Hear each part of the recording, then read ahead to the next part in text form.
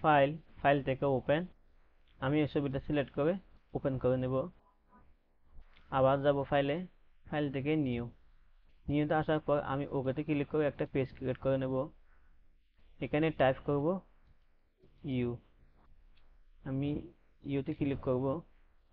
এখন control T দিয়ে free transform একটু বড় করে নেব, এন্টার। এখানে ডাবল ক্লিক করব, আমি এখান থেকে একটা হলুদ একটা কালার দেব, আমি এই কালারটা দেব। কন্ট্রোল ব্যাক স্পেস দিয়ে এই কালারটা এখানে দিয়ে দেব। এখন এই লেয়ারে এসে আমি এখান থেকে কুক সিলেকশন টুল দিয়ে আমি এগুলো সিলেক্ট করে নেব।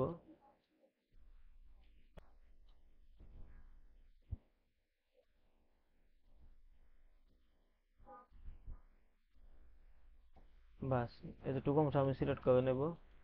একটু জুম দেব, আমি এই চুপ একটু করে নিয়ে নেব।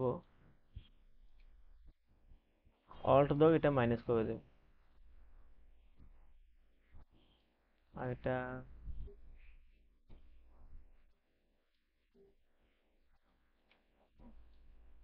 প্লাস করে দেব। অল্ট দাও, একটু মাইনাস করে দেব। একটু ছোট করে নেব। কন্ট্রোল জে দিয়ে একটা ডুপ্লিকেট করে নেব, এটা হাইড করে দেব। এই যে, এটা আমি ধরে এখানে নিয়ে আসব। কন্ট্রোল টি দিয়ে ফ্রি ট্রান্সফর্ম, এটা আমি একটু ছোট করব।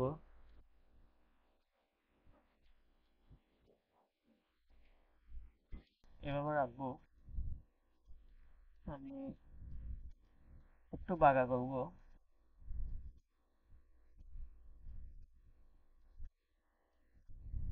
অপাসিটিটা 50% করে দেব।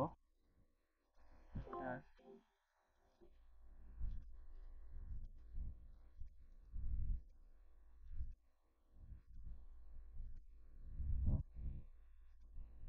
এতটুকুতে এন্টার ক্লিক করব।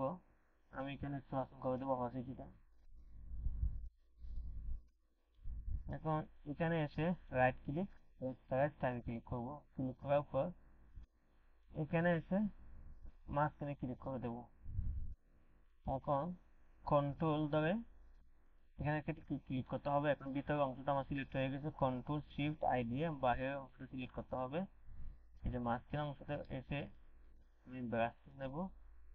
ব্রাশটা নেওয়ার পর আমি এই অংশটুকু ডিলিট করে দেব।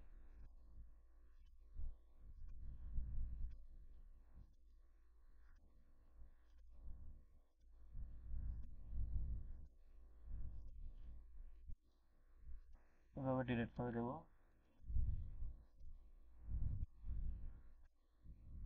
এই যে আমার হয়ে গেছে। এখন কন্ট্রোল ডি দিয়ে ডি সিলেক্ট, এখানে এসে ডাবল ক্লিক, এখান থেকে আয়নাগুলো আয়নার শ্যাডোতে ক্লিক করব। ক্লিক করার পর আমি একটু করে শ্যাডো বাড়িয়ে দেব, এভাবে দিয়ে দেব। এখন ওকেতে ক্লিক করব। এখন আমার মোটামুটি এতটুকু হয়ে গেছে। এখন আমি এখানে এসে আবার এসে কন্ট্রোল দিয়ে এখানে একটু ক্লিক করব। ক্লিক করার পর আমি অপাসিটিটা একটু কমিয়ে দেব, ব্লু একটু কমিয়ে দেব। এখানে এসে আমি এই অংশটুকু ক্লিক করব,